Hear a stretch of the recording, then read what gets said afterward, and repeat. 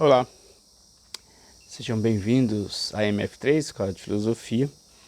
O tema de hoje é exatamente sobre o autor Fichte. Viveu aí entre 1762 a 1814.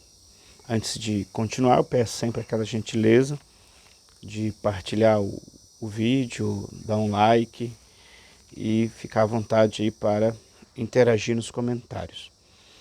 Este filósofo faz parte, então, deste período aí de interação com o romantismo e as suas ideias são consideradas a ideia de idealismo ético.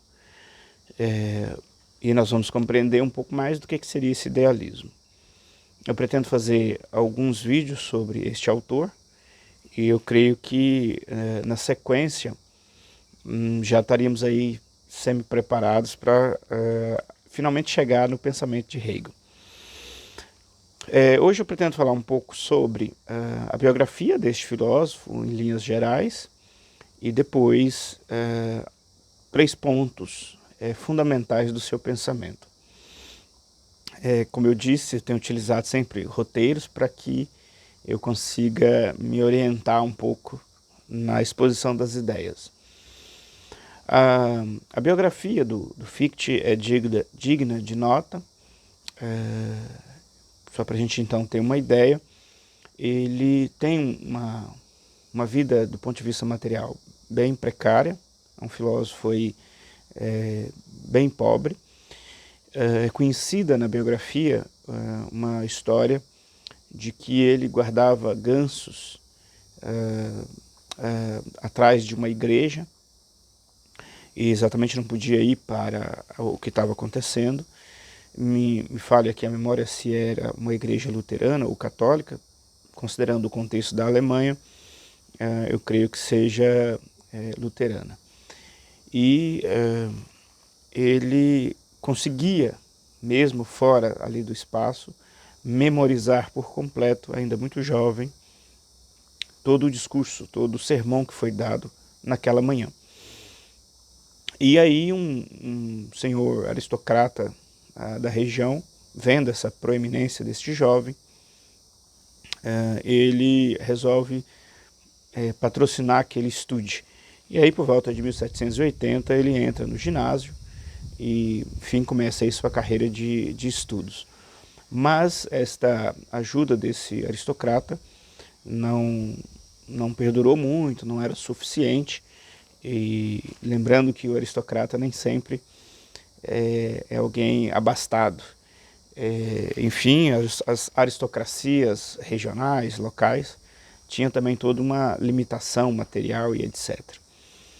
E marcou muito a vida desse pensador, esta vida do ponto de vista material muito modesta e precária mesmo, que de resto marca muito as biografias dos filósofos. Em dado momento, ele atua como professor particular, ou preceptor, em Zurique, que não é aí uma atividade que, digamos assim, seria das melhores. Consegue ir se mantendo desta forma. Num dado momento, justamente para dar aula, essa aula particular, ele acaba tendo contato com a obra do filósofo Immanuel Kant, do qual passa a ser uma referência e toda uma questão aí em torno da obra do filósofo Kant. E acaba fazendo depois coro, parte de um grupo que começa a dialogar e tentar, digamos assim, propor soluções para aquilo que o filósofo Kant teria levantado na sua obra enquanto problema filosófico, e aí esses autores tentam resolver esses problemas. Dentre as suas várias abordagens, hoje eu vou falar só um pouco do ponto de vista já da produção científica, não mais biográfica. Depois, já bem no final da sua vida, ele consegue um lugar, digamos assim, de professor de uma universidade, etc. E isso, bem no final da vida dele, dá uma pequena melhorada nessa condição da vida dele. Acaba falecendo em 1814, e ele tinha sido convidado, se não me engano, nesse mesmo ano, para ser reitor da universidade onde ele dava aula. Acabou morrendo de cólera, oriundo da própria esposa, que acabou contraindo a cólera, atuando como enfermeira e cuidando de algum tipo lá de soldado que vinham de alguma guerra que aqui e acolá sempre existia. A sua obra, portanto, repercute de várias formas, e uma delas, então, está em torno, a partir do tema da doutrina da ciência. Até o momento dele, digamos assim, nós tínhamos um princípio que é chamado princípio de identidade, que é de Aristóteles e outros pensadores. A igual a A, né? Esse princípio é muito importante, dado a ideia de ciência. E a grande reviravolta que o Fichte propõe é exatamente modificar esse princípio de identidade, que é algo de uma operação racional, para a ideia do eu. Então, ele acha que a primeira questão que surge não é a razão. A primeira questão que surge é o próprio indivíduo. Antes de uma razão operar, digamos que ela opera no indivíduo. E esta operação no indivíduo é mais importante do que qualquer outra coisa. E aí ele coloca a ideia do eu. Quer dizer, o eu seria igual a eu. Esta é a grande reviravolta aí, e que de certa maneira é que marca essa ideia de idealismo. E aí esse princípio do eu, quer dizer, o eu que põe a si próprio em primeiro lugar e depois é que começa a pensar, isso não pode ser, digamos assim, esquecido, desconsiderado. Ele então faz essa questão, essa estrutura, que aqui eu vou passar por cima, não vou adentrar. Ele fala apenas, ele divide essa ideia do eu em 3 momentos, que é a ideia de tese, antítese e síntese. Então, num primeiro momento, o eu põe a si mesmo. De certa maneira, isso vai guardar algum tipo de semelhança lá, já contemporaneamente a nós, com Heidegger, com a ideia de Dasein, o eu aí, né? Perdão, o ser aí.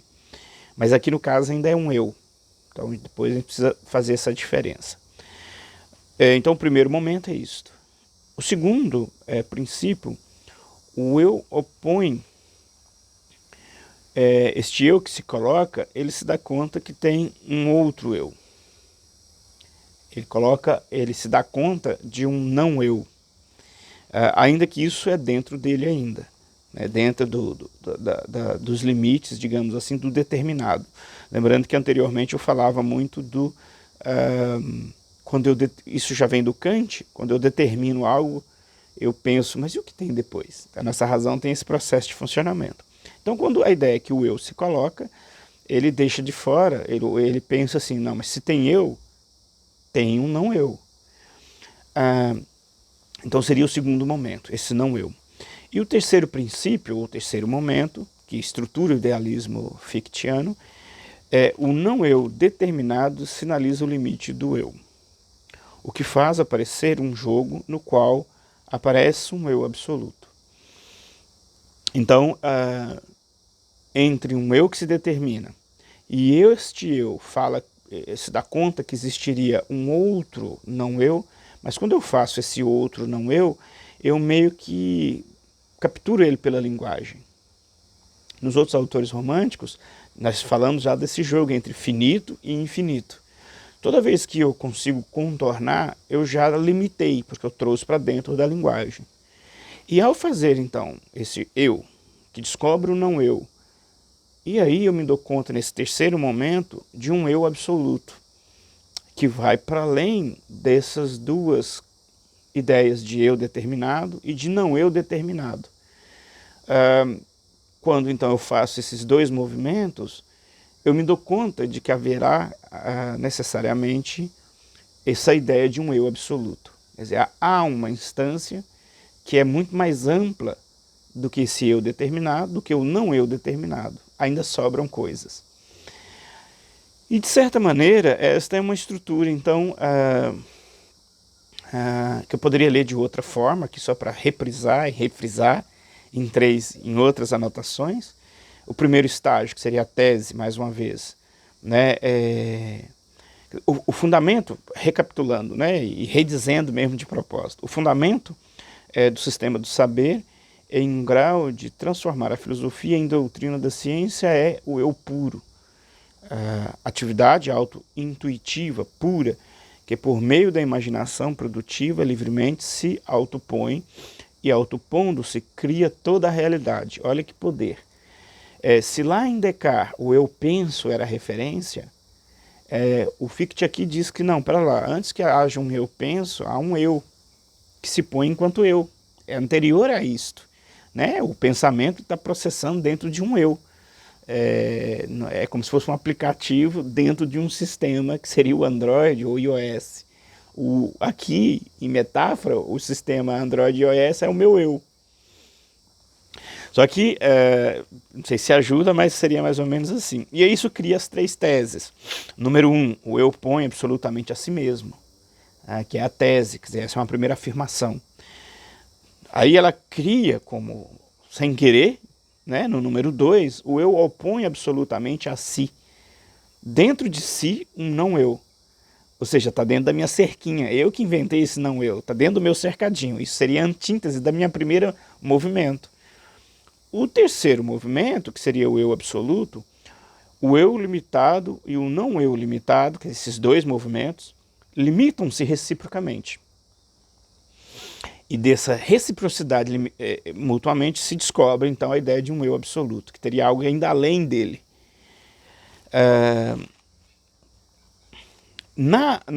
Os desdobramentos dessa ideia, que é a atividade de conhecimento, chamada cognoscitiva, o eu é determinado pelo não eu.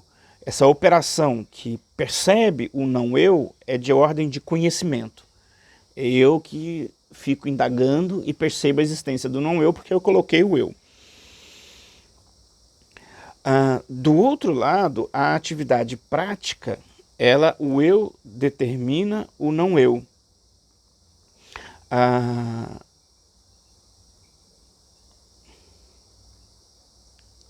Na verdade, é o contrário aqui do meu pensamento. A atividade cognitiva é o não eu que determina o eu.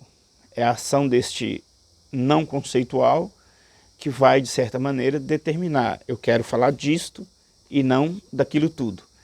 E aí, ao contrário. Na atividade prática, o eu se lança em cima do que é indeterminado, do que é não eu, e determina. Né? Eu pego os ingredientes indeterminados e faço um bolo. Antes, eu, enquanto intelecto, me dou conta de que eu preciso criar um bolo. Esta ação sobre o indeterminado, sobre as coisas, é a ideia de liberdade que é muito cara a esses filósofos. Nós, enquanto pessoas humanas, nós não somos algo mecânico, nós agimos sobre as coisas. E essa ação é sempre pautada pela ideia de liberdade.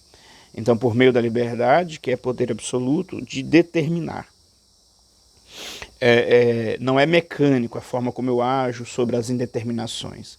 É algo livre, que obviamente, isso vai ser orientado pelo pensamento. E isso vai gerando uma série de outras implicações no pensamento do idealismo de Fichte. Aqui, então, dessa ideia de liberdade, a ação real que constitui nosso ser no mundo sensível. Quer dizer, é uma ação intencional baseada na ideia de liberdade.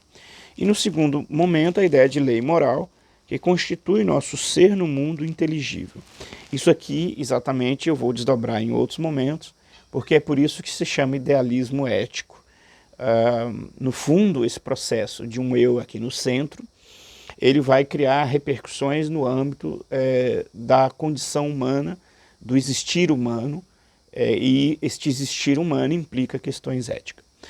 Por essa primeira parte do idealismo, eu vou ficar aqui, considerando que, de fato, é um exercício, essa questão da síntese do pensamento do autor, e eu vou fazer pelo menos mais 1 ou 2 vídeos ainda, retomando esses temas que eu achar ainda que sejam pertinentes do seu pensamento, para construir essa transição do idealismo ético para a ideia de idealismo absoluto em Hegel. O que eu posso dizer é que esse processo de um eu que se coloca, de um eu que cria um não-eu, ele é a base para compreendermos contemporaneamente alguns temas ligados, por exemplo, à psicanálise, e mesmo a ideia de que os conceitos são dinâmicos e não estanques, que é uma coisa muito frequente no Hegel. Enfim, e compreendermos a ideia e a utilidade da ideia de dialética no Hegel, por exemplo. Esse jogo de determinar e indeterminado, que determina o determinado, nós vamos ainda retomar de vários ângulos. Muito obrigado mais uma vez pela sua paciência e carinho de comentar, interagir conosco, e até um próximo vídeo.